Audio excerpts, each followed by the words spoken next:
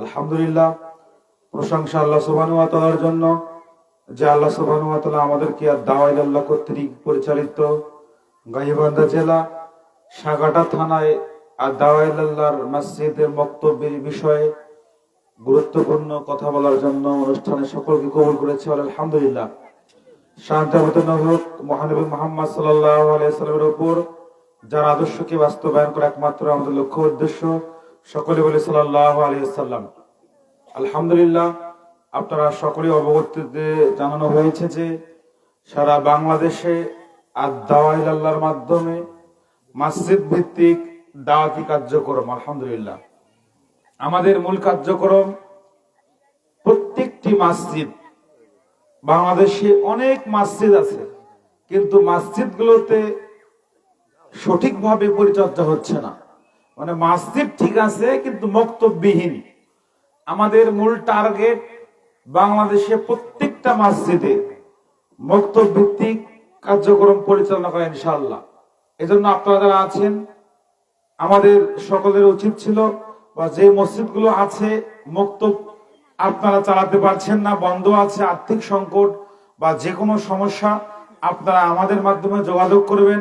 আমাদের মূল কার্যক্রম হচ্ছে সারা বাংলাদেশে দাওয়াত আল্লাহর মাধ্যমে বক্তব্য পরিচালিত করা, যাতে করে আপনার সন্তান ছোটবেলা থেকে কোরআন পড়তে পারে, আপনার সন্তান ছোটবেলা থেকে ইসলামিক মাইন্ডে করে উঠতে পারে। আসলে আমার এর মূল মেসেজটা হচ্ছে, আসুন আমরা সবাই মিলে দাওয়াত আল্লাহর মাধ্যমে মসজিদ ভিত্তিক বক্তব্য পরিচালনা করি। আল্লাহ আমাদের তাওফিক দান করুন, আল্লাহুম্মা আমিন। এ পর্যায়ে আমাদের সামনে আজকের প্রধান আলোচক শেখ আব্দুর রহিম বিন আল আজহারি, প্রিয় বড় ভাই, এমফিল গবেষক, আল আজহার বিশ্ববিদ্যালয় মিশর ও সহপরিচালক দাওয়াত আল্লাহ ভাইকে তার মূল্যবান দিক নির্দেশনামূলক আলোচনা করার জন্য বিশেষভাবে অনুরোধ করছি।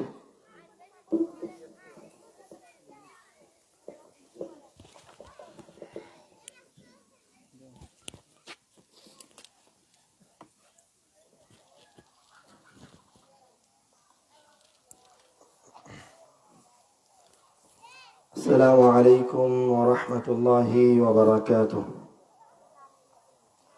إن الحمد لله نحمده ونستعينه، من يهده الله فلا مضل له ومن يضلل فلا هادي له، وأشهد أن لا إله إلا الله وحده لا شريك له، وأشهد أن محمدا عبده ورسوله، أما بعد। যাবতীয় প্রশংসা সেই মহান রব্বুল আলামিনের শানে নিবেদিত, যার অশেষ কৃপায়, মহিমায়, দয়ায়, অনুগ্রহে আমরা একটি মহান কাজ সম্পাদন করার জন্য বের হয়েছি, এবং আল্লাহ রব্বুল আলামিন আমাদেরকে এই আসমান এবং জমিনের মাঝে সর্বোত্তম সর্বশ্রেষ্ঠ কাজের সাথে নিয়োজিত রেখেছেন। এই জন্য তার দরবারে জানায় লাখো কোটি শুকরিয়া, আলহামদুলিল্লাহ। দরুদ ও সালাম বর্ষিত হোক আহমদে মুস্তাফা, মুহাম্মদে মুস্তাফা, ওই নবীর প্রতি যার উপর একবার দরুদ পাঠ করলে বিনিময়ে আল্লাহ রাব্বুল আলামিন দরুদ পাঠকারীর 10টি গুনাহকে মাফ করে দেন, দরুদ পাঠকারীর উপরে 10 বার রহমত বর্ষণ করেন, দরুদ পাঠকারীর মর্যাদাকে 10 স্তর উপরে উঠিয়ে দেন। সে রাহমাতুল লিল আলামিনের উপর হাজারো দরুদ ও সালাম বর্ষিত হোক। সকলে বলি সাল্লাল্লাহু আলাইহি ওয়াসাল্লাম। এই ছেলে বসো।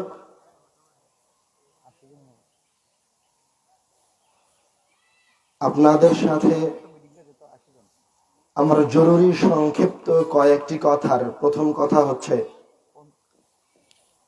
আমরা আজকে আপনাদের এখানে উপস্থিত হয়েছি, আমরা নিজ উদ্যোগে এসেছি। আপনারা যে নিয়ে এসেছেন তা নয়, নিজ উদ্যোগে এসেছি আপনাদের গ্রামে, নিজের টাকা পয়সা খরচ করে ঢাকা থেকে এই গাইবান্ধা জেলায় এসেছি। তো এত পরিশ্রম করে, এত কষ্ট করে, এত টাকা পয়সা খরচ করে বাংলাদেশের আনাচে কানাচে, গ্রামে গঞ্জে আমরা কেন ঘুরছি? আমাদের উদ্দেশ্যটা কি? বাংলাদেশে কি আমরা ছাড়া আর কেউ দাওয়াতি কাজ করছে না? করছে তো। গাইবান্ধার এই রাস্তা দিয়ে আসতে আসতে আনুমানিক না হলেও 5 থেকে 10টা মাহফিলের ব্যানার দেখলাম। বাংলাদেশে কি আর কেউ ইসলাম প্রচার করছে না? গ্রামে গঞ্জে কি মাদ্রাসা নাই? আছে তো, মাদ্রাসাও আছে, মাহফিলও হচ্ছে। কিন্তু মাদ্রাসা মাহফিল এগুলি আমাদের সন্তানদেরকে শিক্ষিত করে গড়ে তোলার জন্য যথেষ্ট নয়, একটা শিক্ষিত প্রজন্ম গড়ে তোলার জন্য যথেষ্ট নয়। কেন? মাহফিলে যখন আপনি আসছেন, নিয়ে আসছেন সর্বোচ্চ বছরে 1-2 বার বক্তা আসে, 1 ঘন্টা 2 ঘন্টা নসিহত করে চলে যায় সাময়িক ভাবে, এতে কোনো উপকার জনগণের ওইভাবে হয় না, স্থায়ী কোনো উপকার হয় না। মাদ্রাসা দিয়ে কেন হবে না?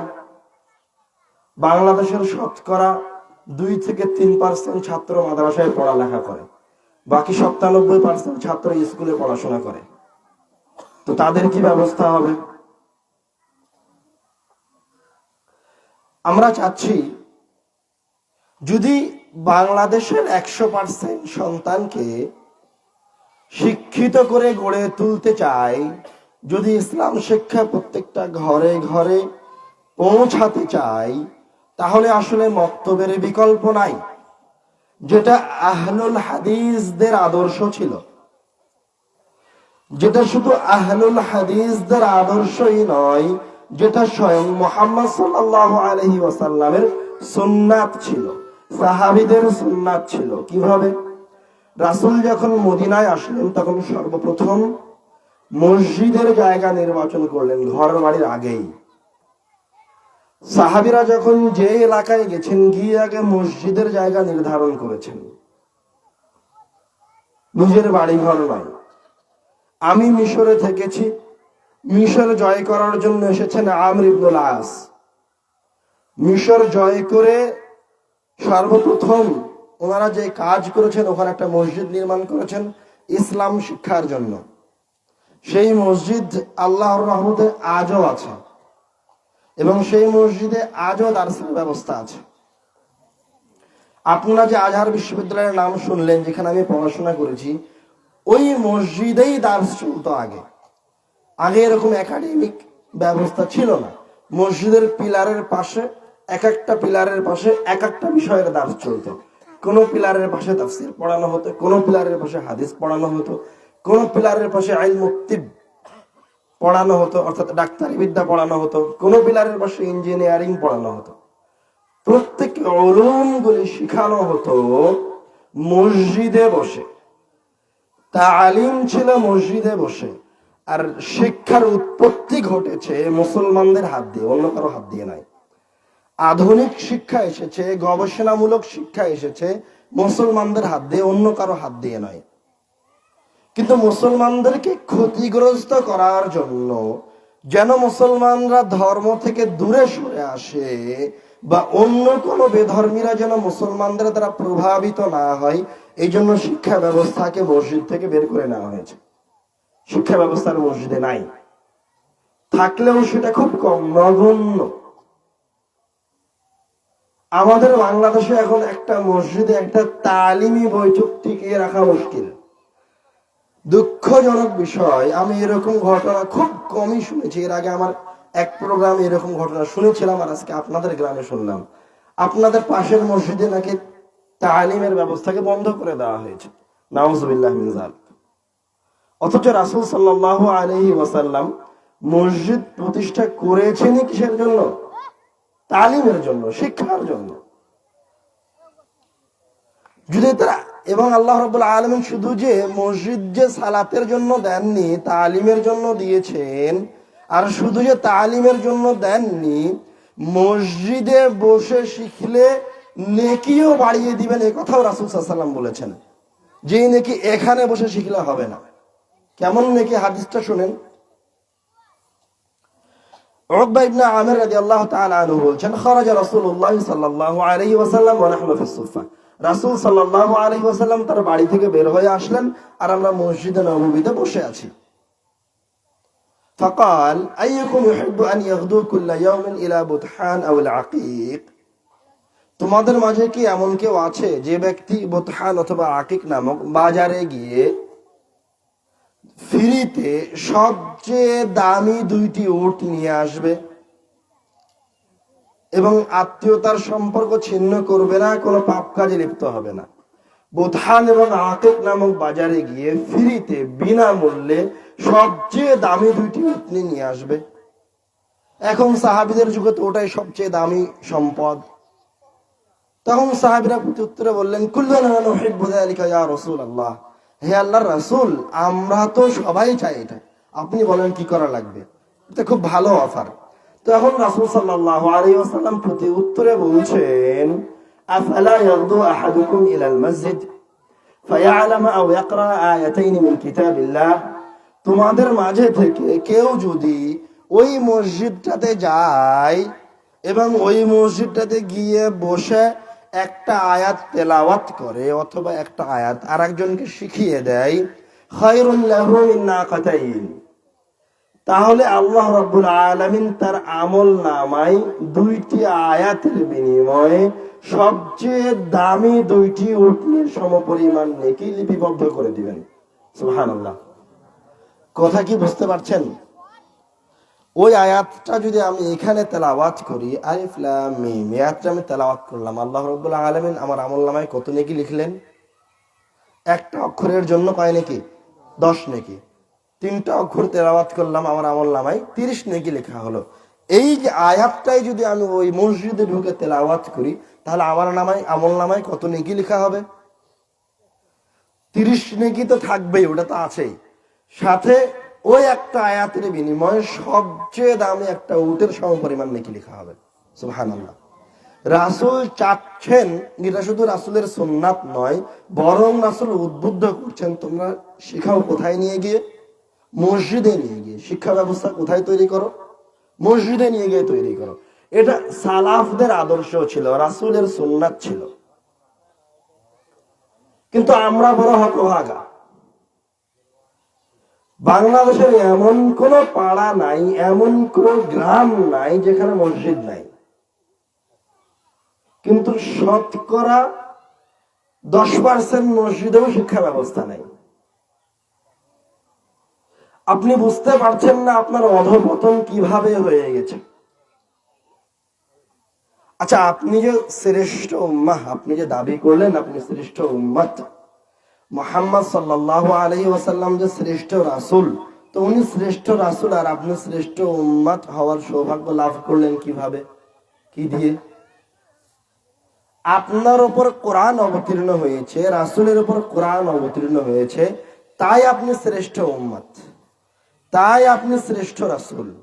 আর অন্য কোন নবী রাসূলের উপর কোরআনের মতো কিতাব অবতীর্ণ হয়নি, তাই তারা শ্রেষ্ঠ রাসূল নন। তো এখন এই পাড়ার আপনি তো শ্রেষ্ঠ উম্মত বুঝলাম, তো যে সারাদিন শয়তানি করে বেড়াচ্ছে, এক ওয়াক্ত সালাত আদায় করে না, তো ওই লোকটা কি শ্রেষ্ঠ? শ্রেষ্ঠর মাঝে পড়বে? পড়বে না, ও খারাপের মাঝেই পড়বে। তো শ্রেষ্ঠত্ব বজিয়ে রাখার জন্য কি করতে হবে? ওই কোরআনের সাথে থাকতে হবে। যে কোরআনের যত কাছে আসবে আল্লাহ রাব্বুল আলামিন তার মর্যাদা তত বাড়িয়ে দিবেন।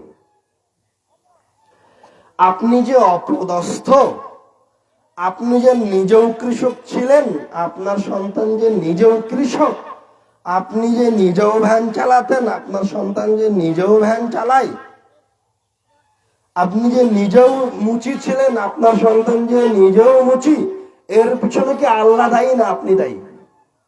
আপনি দায়ী। আল্লাহ তো দিতে চান। আল্লাহ তো শত শত আয়াতে বলেছেন, রাসূল সাল্লাল্লাহু আলাইহি ওয়াসাল্লাম শত শত হাদিসে বলেছেন, তোমরা এই কিতাবের কাছে আসো, এটা তেলাওয়াত করো, এটার বাস্তবায়ন করো, আমি তোমাদের সব ব্যবস্থা করে দিব। কিন্তু আপনি তো হচ্ছেন বস্তুবাদী, নিকৃষ্ট, ঈমান নাই, নাম কা ওয়াস্তে ঈমান, নাম কা ওয়াস্তে মুসলমান। বস্তুবাদী কেন বললাম? আপনি মনে করছেন ভ্যান নিয়ে বের হলেই তো দিন শেষে আমার 500 টাকা ইনকাম হবে। ওই 500 টাকা আপনি দেখতে পাচ্ছেন যে উপস্থিত 500 টাকা আমার পকেটে আসবে দিন শেষে। আর আপনি যদি মসজিদে এসে কোরআন তেলাওয়াত করেন, তো আপনি কি নেকি দেখতে পাবেন? নেকি কি দেখতে পাবেন? পাবেন না। আপনি যদি আজকে মক্তবে উপস্থিত হন, সকাল থেকে সন্ধ্যা পর্যন্ত মক্তবে পড়াশোনা করেন, তো সন্ধ্যাবেলাতে কি আপনি সবচেয়ে বেশি ধন সম্পদের মালিক হয়ে যাবেন? হবেন না। আমরা হচ্ছে বস্তুবাদী এবং কোনো জিনিস দ্রুত পেতে ভালোবাসি। আর ঈমান হচ্ছে গায়েবের উপর বিশ্বাস। ধৈর্য ধারণ করে তাওয়াক্কাল আলাল্লাহ বললে থেকে গেলে পাওয়া যায়। তো আপনি যদি মনে করেন আমি ধন্য হতে চাই, আমি মর্যাদাবান হতে চাই, তো এর জন্য দীর্ঘস্থায়ী পদক্ষেপ লাগবে। দীর্ঘস্থায়ী পদক্ষেপ কেমন পদক্ষেপ লাগবে? মাদ্রাসা করা লাগবে, স্কুল করা লাগবে, কি করা লাগবে? কি করলে এই পাড়ার 100 ভাগ সন্তান ইসলাম শিক্ষায় শিক্ষিত হতে পারবে? মসজিদে মক্তব থাকলে। কেননা মাদ্রাসায় তো শতকরা 97% ছাত্রছাত্রী যায়ই না। সবাই কোথায় পড়ে? স্কুলে পড়ে। তো আপনাকে এই ব্যবস্থা রাখতে হবে যে ওই সন্তানটা স্কুলে যাওয়ার আগেই যেন ইসলাম শিখে, ইসলাম বুঝে, ধর্ম বুঝে তারপরে স্কুলে যায়। বুঝতে পারেননি কথা? তো এই সন্তানটা যখন ধর্ম বুঝে, ঈমান পরিপূর্ণ করে নিয়ে স্কুলে যাবে, তখন এই সন্তানটা জীবনে সার্থক হতে পারবে। আমাদের সামনে ইসলামকে আর সায়েন্সকে আলাদা করে দেওয়া হয়েছে, বিজ্ঞানকে, কোরআনকে আর বিজ্ঞানকে আলাদা করে দেওয়া হয়েছে। মনে করা হয় যে কোরআন পড়লে কি হবে? ধর্মীয় জ্ঞান হবে, জ্ঞান বিজ্ঞান শিখা যাবে না। এটা হচ্ছে নিকৃষ্ট বদমাইশ কুমন্ত্রণাকারীরা করেছে, কুচক্রান্তকারীরা করেছে। বস্তুত ইতিপূর্বে কোরআনের মাধ্যমে সকল ইলমের, সকল বিজ্ঞানের উত্থান ঘটেছে এবং মুসলমানরা আজীবন তাদের ঈমান দিয়েই লড়াই করেছে। মুসলমানরা কি দিয়ে লড়াই করেছে? তাদের ঈমান দিয়ে লড়াই করেছে। কিভাবে তাদের ঈমান দিয়ে লড়াই করেছে? আপনি আজকে ইন্ডিয়াকে ভয় পাচ্ছেন, আপনি আজকে পরাশক্তি যুক্তরাষ্ট্র, যুক্তরাজ্যকে ভয় পাচ্ছেন, তাদেরকে স্যালুট করার প্রয়োজন মনে করছেন। কেন মনে করছেন? আপনার মাঝে ইসলাম শিক্ষা নাই, ঈমান নাই। তাই আপনি নামে মুসলমান, বাস্তবে মুসলমান নন। আল্লাহে আল্লাহর কসম, আল্লাহে আল্লাহর কসম, যদি শক্তি দিয়ে জয় হতো, যদি অস্ত্র দিয়ে জয় অর্জন করা যেত, তাহলে মুহাম্মদ সাল্লাল্লাহু আলাইহি ওয়াসাল্লাম আর তার সাহাবীরা সবাই ওই সময়েই নিশ্চিহ্ন হয়ে যেত। মুহাম্মদ সাল্লাল্লাহু আলাইহি ওয়াসাল্লাম যার পেটে খাবার নাই, পেটে পাথর বেঁধে খন্দকের যুদ্ধে পরীক্ষা খনন করছেন, পরীক্ষা খনন করতে গিয়ে একটা পাথরে বাড়ি মারছেন আর বলছেন যে একদিন আমরা রোম জয় করব, একদিন আমরা কি পারস্য জয় করব। তো রোম পারস্য তো ওই সময়ের পরাশক্তি। তো জিনিসটা হাস্যকর হলো না? যার পেটের খাবার জোটে না, যার কোনো অস্ত্র নাই, যার কাপড় নাই, পেটে পাথর বেঁধে কাজ করছে, কোদাল কোপাচ্ছে, সেই লোক কিনা বলে রোম পারস্য জয় করবে। ওদের কাছে যত বড় বড় হাতির বাহিনী আছে, ওদেরকে যদি ছেড়ে দেওয়া হয় সাহাবীদের উপরে, তো কয়েক ঘন্টায় সাহাবীরা কি হবে? নিশ্চিহ্ন হয়ে যাবে। তো মুসলমানরা কি দিয়ে জয় অর্জন করলো? তাদের অস্ত্র কি ছিল? তাদের অস্ত্র ছিল ঈমান, তাদের অস্ত্র ছিল শিক্ষা। তারা কোরআনুল কারীমের একটা আয়াতের ক্ষমতা সম্পর্কে অবগত ছিল।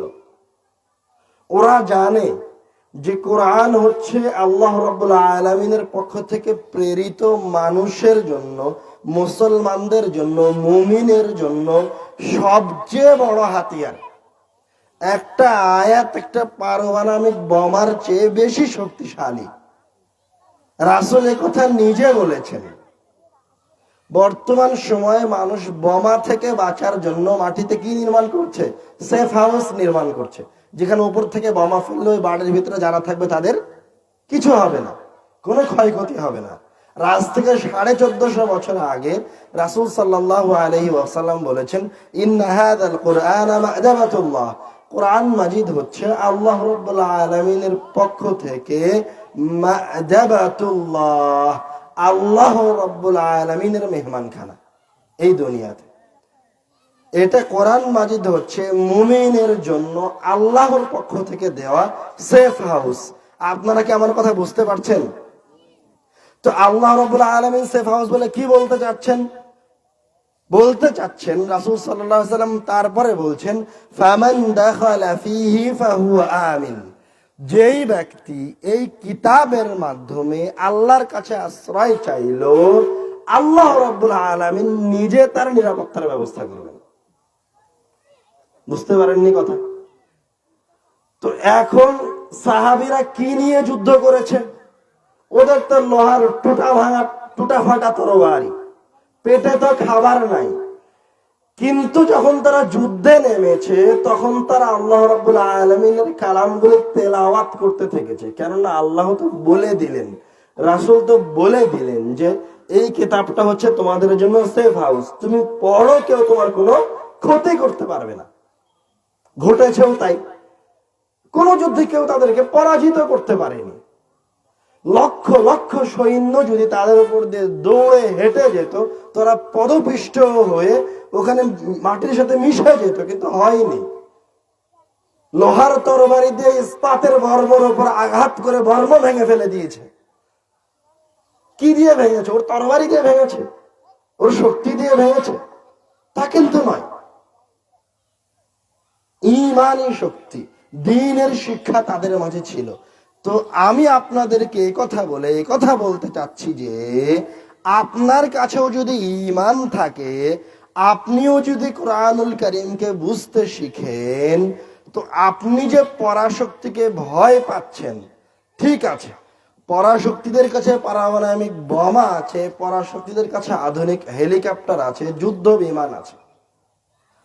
আপনি পূর্ণ ইমানদার হন, ইসলাম শিক্ষায় শিক্ষিত হন, তারা বিমান নিয়ে, ড্রোন নিয়ে হামলা করতে আসবে, আর আপনি আপনার কাছে থাকা অস্ত্র নিয়ে যুদ্ধের মাঠে বের হবেন। আপনার কাছে ওই বাস্তবের বাঁশঝাড়ের বাঁশ ছাড়া আর বাড়ির বটি ছাড়া, হাসা ছাড়া আর কোনো কিছু নাই। তো আপনি ওই বাস্তবের বাঁশ আর হাসা নিয়ে যুদ্ধের মাঠে বের হন, ওয়াল্লাহি আল্লাহর কসম, ওয়াল্লাহি আল্লাহর কসম, ওই ড্রোন আপনার বিন্দু মাত্র ক্ষতি করতে পারবে না। যদি ওই ড্রোন আর যুদ্ধ বিমান ক্ষতি করতে পারতো, তাহলে কাদের ক্ষতি করত? সাহাবীদের সবার আগে ক্ষতি হতো। উঠতে গেছে যখন হাতির সম্মুখীন হয়েছে, ওদের ঘোড়া আর উঠতে কোনোদিন চোখে হাতিই দেখেনি। হাতি, এত বড় বড় হাতি দেখে ওরা এখন ভয় পেয়ে ঘোড়া ফিরে চলে যায়, সামনাসামনি হতে পারে না। আপনি তো জানেন যে একটা ড্রোন কিভাবে উড়ে আসে।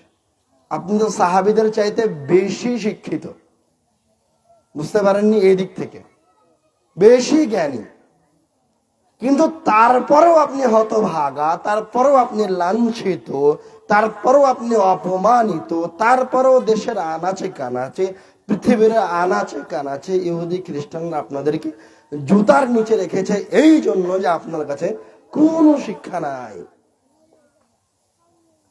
আল্লাহ রাব্বুল আলামিন বলছেন, তুমি কোরআন পড়ো, পড়লেই আমি তোমার উপর রহমত বর্ষণ করব, পড়লেই রহমত বর্ষিত হবে। এটা তো গায়েবের উপর বিশ্বাস, ঈমানের উপর বিশ্বাস। কিভাবে বর্ষণ করবেন সেটা আল্লাহ জানেন, কিন্তু আপনাকে তো আগে পড়তে হবে। আচ্ছা, রহমত বর্ষণ হয় কিভাবে? তার একটা হাদিস শুনেন, ছোট্ট করে শুনেন।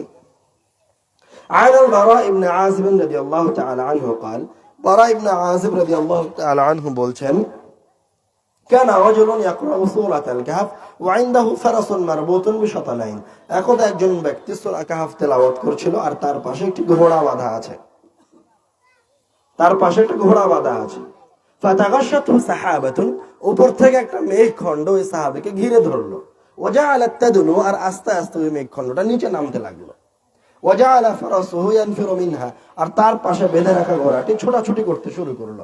যখন এরকম পরিবেশ সৃষ্টি হলো তখন ওই সাহাবী কোরআন তেলাওয়াত বন্ধ করে উঠে চলে গেলেন।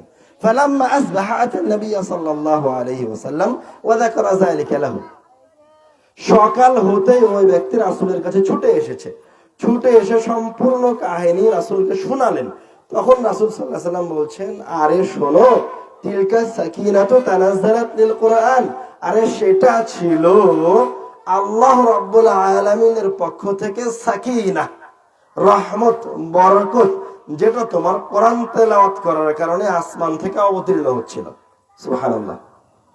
আরেক বর্ণনায় রাসূল সাল্লাল্লাহু আলাইহি ওয়াসাল্লাম বলছেন, তিলকাল মালাইকাতু দানাত লিসাউতিকা, তারা ছিল ফেরেশতাদের দল, তারা তোমার তেলাওয়াত শুনে তোমার তাজবিদ তারতিল সহকারে এইরকম সুন্দর তেলাওয়াত শুনে আসমান থেকে নিচে নেমে আসছিল।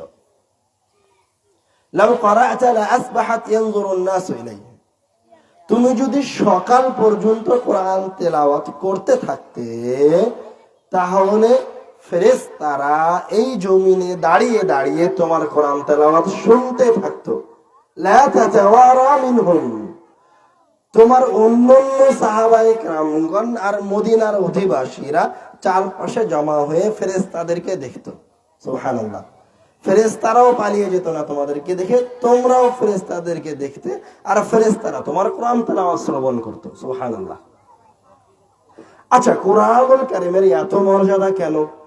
কোরআন এত শক্তিশালী কেন? কোরআন কিন্তু আপনার সালাত, সিয়াম, কি হলো?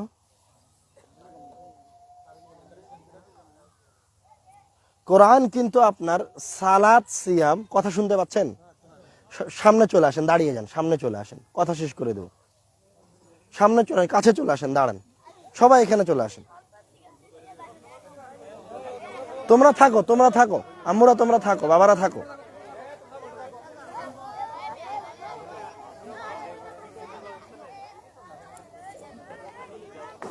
ও চলে এসেছে, আলহামদুলিল্লাহ। আমরা একটা জিজ্ঞাসা করলাম, সেটা হচ্ছে কোরআন, সবাই চুপ হয়ে যাও, আম্মুরা বাবারা সবাই চুপ হয়ে যাও, বাবারা চুপ হও, মনোযোগ দিয়ে শোনো।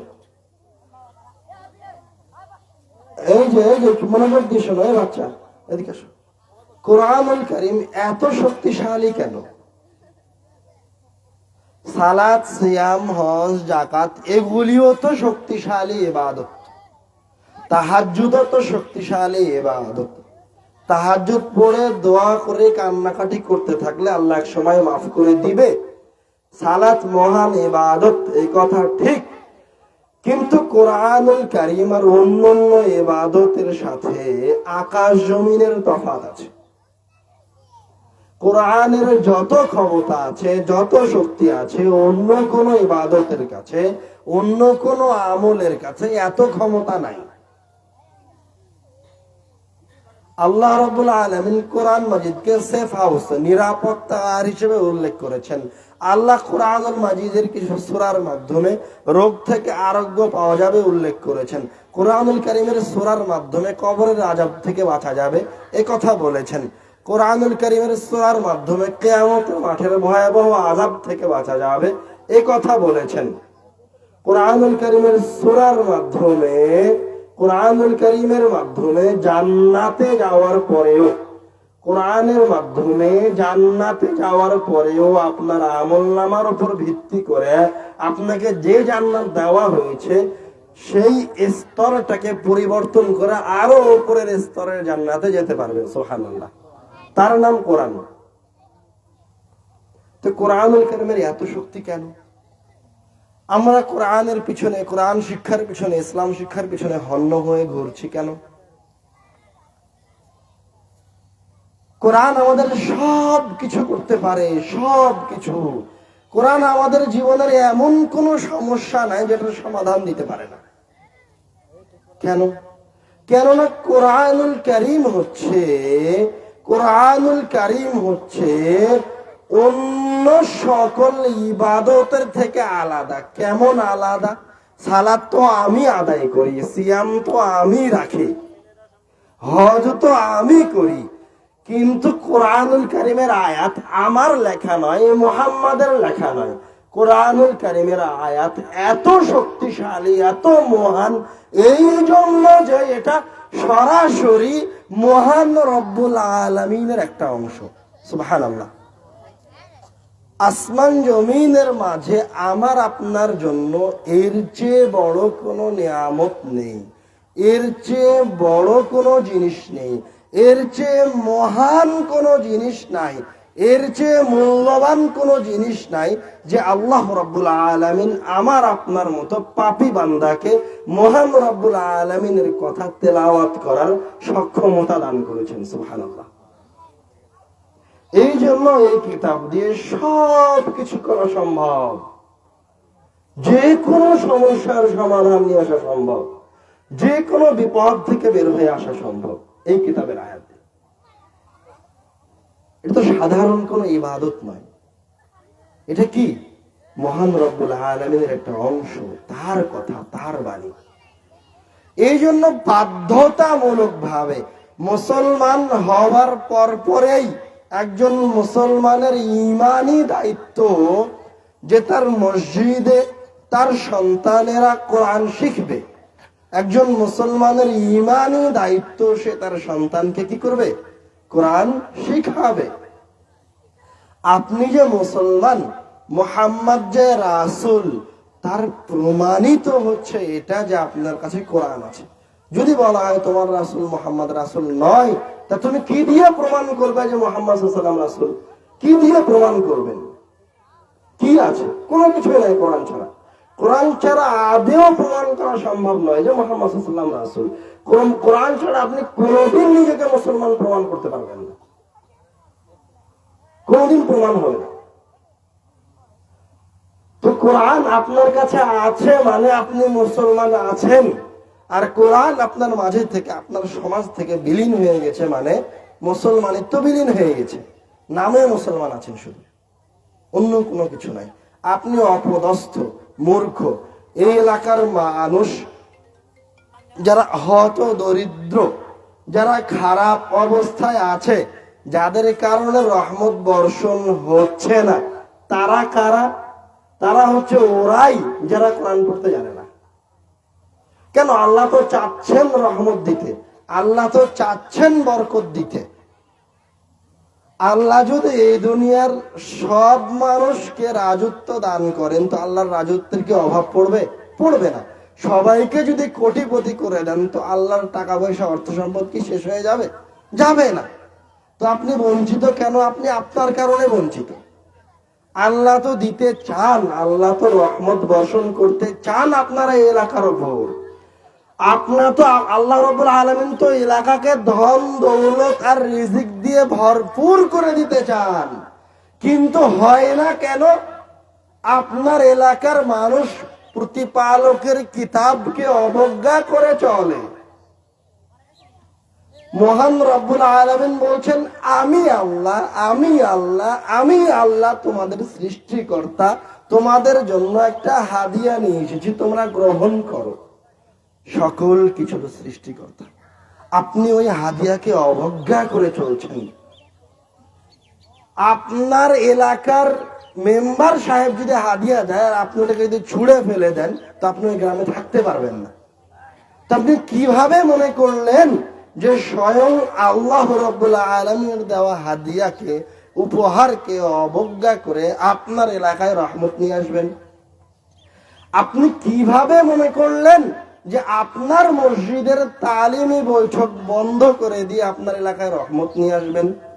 ওয়াল্লাহি আল্লাহর কসম করে বলছি, ওই আল্লাহর শপথ করে বলছি যার হাতে আমার নিঃশ্বাস রয়েছে, ওই আল্লাহর শপথ করে বলছি যিনি আমাদের সৃষ্টিকর্তা, আমার সৃষ্টিকর্তা, যার হাতে আমাদের মৃত্যু রয়েছে, আল্লাহ রাব্বুল আলামিন আপনাদের এলাকাকে রহমত বরকত দিয়ে ভরিয়ে দিবেন। তার রহমতের বরকতের অভাব নাই। কিন্তু কি করতে হবে? আপনাদেরকে এগিয়ে আসতে হবে, কোন সময় পিছিয়ে হটা যাবে না। একজন আর একজনকে উদ্বুদ্ধ করতে হবে কোরআন শিখানোর প্রতি। অর্থ সম্পদ যা আছে সব ব্যয় করতে হবে শিক্ষার পিছনে। আচ্ছা, রাসূল সাল্লাল্লাহু আলাইহি সাল্লাম তার সাহাবীরা যে রোম পারস্য জয় করে নিল, রোম পারস্য জয় করে নিয়ে কি তাদের মতো করে একটা কেল্লা মদিনায় বা মক্কায় নির্মাণ করার সক্ষমতা তাদের ছিল না? তাদের কি লোকবল ছিল না? তো তারা তো করেননি। তারা তো প্রাসাদ দুর্গ ছাড়াই কি করেছেন? অর্ধ পৃথিবী শাসন করেছেন। কারণ তারা এটা খুব ভালোভাবে জানেন যে এই কেল্লা দুর্গ আমাদের বিন্দু মাত্র উপকার করতে পারবে না, উপকার করবে হচ্ছে শিক্ষা দীক্ষা। যদি সাহাবায়ে কেরাম কেল্লা নির্মাণের পিছনে পড়ে যেতেন তাহলে ইসলাম আর আমাদের কাছে পৌঁছাতো না। যদি সাহাবায়ে কেরামরা তাদের ঘর বাড়ি নির্মাণে ব্যস্ত হয়ে যেতেন, যদি সাহাবায়ে কেরামরা দুর্গ প্রাসাদের মতো করে মসজিদ নির্মাণে ব্যস্ত হয়ে যেতেন, চাকচিক্য প্রতিষ্ঠান আর চাকচিক্য মাদ্রাসা আর চাকচিক্য মসজিদ নির্মাণের পেছনে সময় ব্যয় করতেন, তাহলে আর ইসলাম প্রচার হতো না, তাহলে তারা আর অর্ধ পৃথিবীর শাসক হতে পারতো না। এখন খোলাসাতুল কালাম যেটা বলতে যাচ্ছি সেটা হচ্ছে, আপনার পাড়ার যেই ছেলেটা, যেই সন্তানটা, যেই মানুষটা কোরআন পড়তে জানে না, যার কাছে ইসলামের শিক্ষা নাই, ওই হচ্ছে এলাকার জন্য বোঝা, ও হচ্ছে খড়কুটো, ও হচ্ছে পায়খানা। বুঝেননি? ও হচ্ছে নোংরা। ওর কারণে আল্লাহ রাব্বুল আলামিনের রহমত আসে না এই গ্রামে। বুঝতে পারেননি কথা? যার কারণে মসজিদের বৈঠক বন্ধ হয়ে গেছে, যার কারণে মক্তব বন্ধ হয়ে গেছে, ও হচ্ছে আপনাদের এই এলাকা থেকে রহমত উঠে যাওয়ার কারণ। বুঝতে পারেননি কথা? যার কারণে আপনারা এই আহলে হাদিস সমাজে বিভক্ত হয়ে গেছেন, সে হচ্ছে আপনাদের এলাকা থেকে রহমত উঠে যাওয়ার, নেয়ামত উঠে যাওয়ার কারণ। আপনি যদি মনে করেন যে আজ থেকে 10 বছর পরে এই এলাকাটা নেয়ামত দিয়ে ভরপুর থাকবে, আজ থেকে 20 বছর পরে এই এলাকাটা একটা আধুনিক নগরীতে গড়ে উঠবে, তাহলে আপনারা সবাই মিলে আপনাদের অর্থ সম্পদ শিক্ষা দীক্ষার পিছনে ব্যয় করেন। শিক্ষা দীক্ষা এমন একটা জিনিস যে আপনি আজকে স্কুলে গেছেন বলে পরের দিন আপনার সবকিছু হয়ে যাবে তা নয়, সময় লাগবে। যেই দিন আল্লাহ রাব্বুল আলামিন আসমান থেকে ইকরা বিসমি রাব্বিকাল্লাযী খালাক অবতীর্ণ করলেন, ওই দিনই কি মুসলমানরা অর্ধ পৃথিবীর শাসক হয়ে গেছে? ওই দিন তো মুসলমানরা অর্ধ পৃথিবীর শাসক হয়নি। কতদিন পর অর্ধ পৃথিবীর শাসক হয়েছেন? দীর্ঘ 40-50 বছর সময় লেগেছে। দীর্ঘ 40-50 বছর তারা জীবন বাজি রেখে কিসের পিছনে ছুটেছেন? শিক্ষার পিছনে ছুটেছেন। অন্য কোনো কিচ্ছু পাবেন না, অন্য কোনো জিনিস পাবেন না যেটার পিছনে সাহাবায়ে কেরামরা জীবন দিয়ে দিয়েছেন, শিক্ষা দীক্ষা ব্যতীত। তা আপনি যদি মনে করেন আপনার এই এলাকা, আপনার এই মরুভূমিটা, এই চরটা আজ থেকে 20 বছর পর বাংলাদেশ শাসন করবে, তাহলে আপনি আগামী কালকে থেকে আপনাদের সব অর্থ সম্পদ শিক্ষা দীক্ষার পিছনে ব্যয় করেন। কতদিন জারি রাখা লাগবে? অন্তত 20 বছরও জারি রাখা লাগবে। এবং অর্থ সম্পদ শিক্ষা দীক্ষার পিছনে ব্যয় করতে হবে। আপনি মাহফিলের ব্যানার টাঙিয়ে কি বুঝাতে চান? মাহফিল তো আপনাকে অধপতনে নিয়ে গেছে, এটাই সত্য।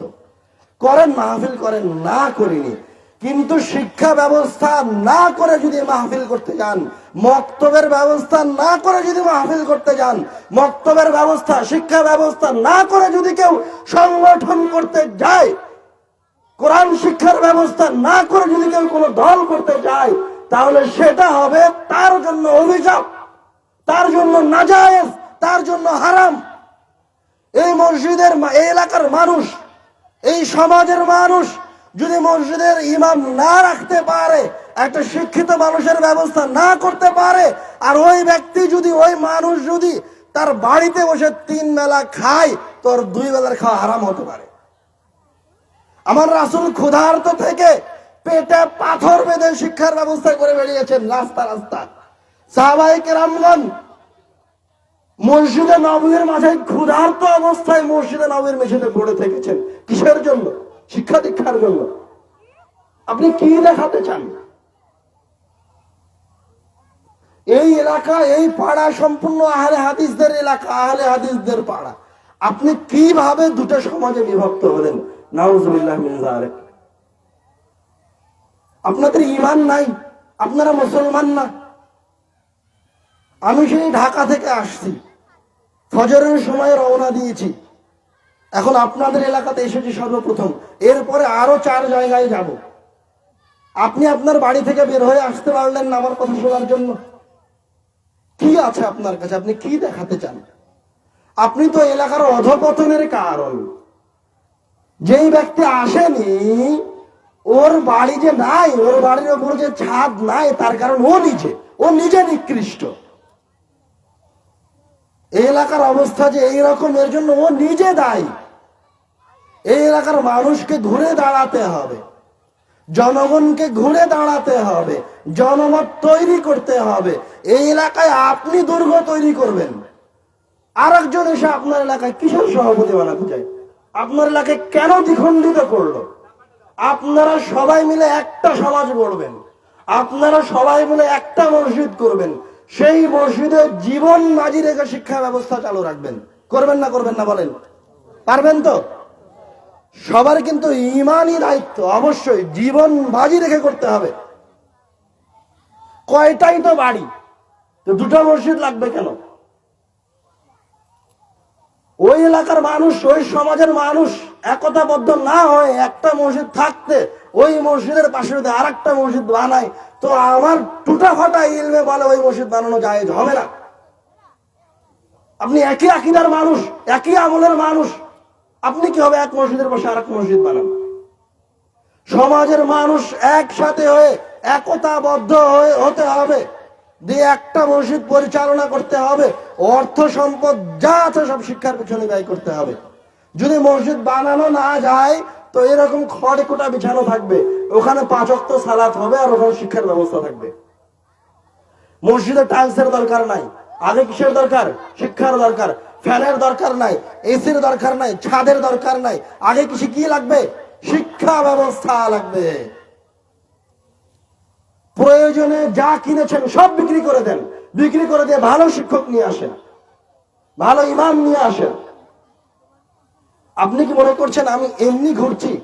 আজ যে 4 দিন যাবত আমি এলাকা পাড়া গ্রামগঞ্জ ঘুরে বেড়াচ্ছি, আমি কি এমনি ঘুরছি? কেন? এই 4 দিন যদি আমি কোনো প্রোগ্রামে যেতাম, যদি কোনো মাহফিলে যেতাম, তো আমার উপকার হতো না? ব্যক্তিগত কত হাদিয়া পেতাম, কত টাকা পয়সা পেতাম। আর আমি তো আপনার এখানে এসে যে আপনার গ্রাম ঘুরছি আমার নিজের টাকা খরচ করে। আমি তো আপনাকে ভালোবাসি, এই এলাকাকে ভালোবাসি, এদেশের মানুষকে ভালোবাসি। আপনাকে ভালোবাসি বলেই আপনার গ্রামে এসেছি, আপনার কাছে এসেছি। আপনি মূল্যায়ন করার চেষ্টা করেন। আপনার কাছে আমি টাকা পয়সা চাইনি, আপনার কাছে হাদিয়া চাইনি। আপনাকে আমি এই কথা বলার জন্য এসেছি, আপনি আমার একজন মুসলমান ভাই। আপনি ভিক্ষুকের মতো ঘুরিয়েন না। 47 বছর আপনি ভিক্ষুক হয়ে ঘুরছেন দাঁড়ে। আমি আপনাকে স্বয়ং সম্পূর্ণ করতে চাই। আমি আপনার মাথাকে নত দেখতে চাই না, আপনাকে ভিক্ষুক দেখতে চাই না। আমি এটা চাই না যে আমার একজন মুসলমান ভাইকে, আমার একজন আহলুল হাদিস ভাইকে কেউ পায়ের নিচে রাখুক, এটা আমি চাই না। এই জন্য আপনাদের দাঁড়ে ঘুরছি, আপনারা মূল্যায়ন করার চেষ্টা করুন।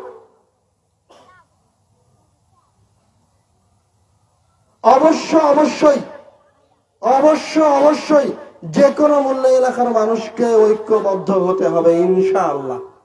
ওয়াদা করলেন তো? এবং যতগুলি মসজিদ আছে সব মসজিদে কোরআন শিক্ষার ব্যবস্থা থাকতে হবে। প্রয়োজনে আপনারা কেন্দ্রীয় মসজিদ নির্ণয় করেন, সেখানে ভালো শিক্ষক নিয়ে আসেন, কোরআনের পাশাপাশি ইসলাম শিক্ষার ব্যবস্থা করেন। এটা হচ্ছে প্রথম কথা। দ্বিতীয় কথা হচ্ছে, আপনারা যে সমস্ত ইমামকে, যে সমস্ত শিক্ষককে নিয়ে আসবেন, তাদেরকে ট্রেনিং দেওয়ার জন্য তারা কিভাবে আপনার সন্তান সন্ততিকে পড়াবে, কিভাবে সন্তানকে গড়ে তুলবে, সেটা জানার জন্য আপনারা জামিয়া সালাফিয়ায় পাঠান। কেন জামিয়া সালাফিয়ায় পাঠাতে বলছি?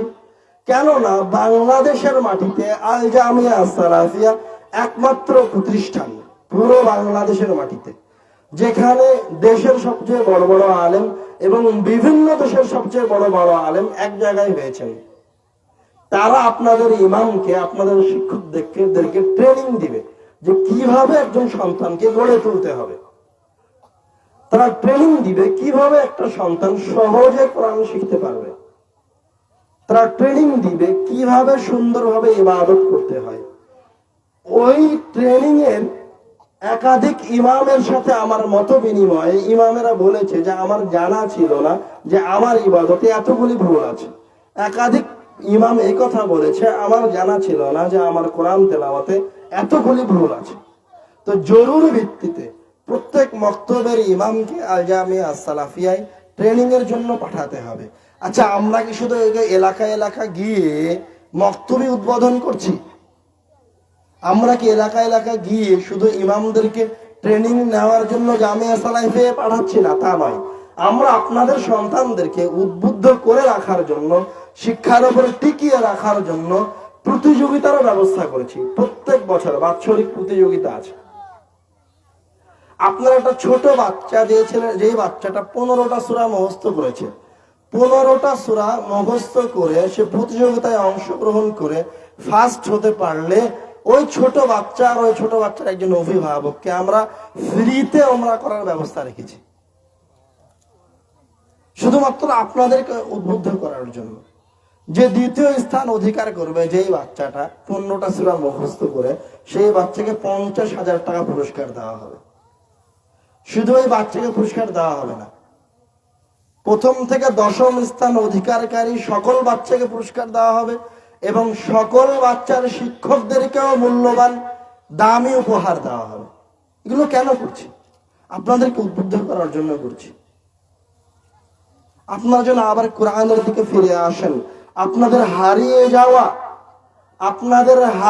যাওয়া সম্মান যেন ফিরিয়ে নিয়ে আসতে পারেন, সেই জন্য আল্লাহ রাব্বুল আলামিন আমাদেরকে এই কিতাব শিখার তৌফিক দান করুন, আল্লাহুম্মা আমিন। এবং রাসূল সাল্লাল্লাহু আলাইহি ওয়াসাল্লামের সুন্নাতের উপর যেন আমরা মৃত্যু পর্যন্ত টিকে থাকতে পারি, সেই তৌফিক দান করুন। এই এলাকাবাসী যেন একসাথে হয়ে, একযোগে একত্রিত হয়ে একটি ভালো শিক্ষা প্রতিষ্ঠান গড়ে তুলতে পারে, আল্লাহ রাব্বুল আলামিন এলাকাবাসীকে তৌফিক দান করুন, আল্লাহুম্মা আমিন।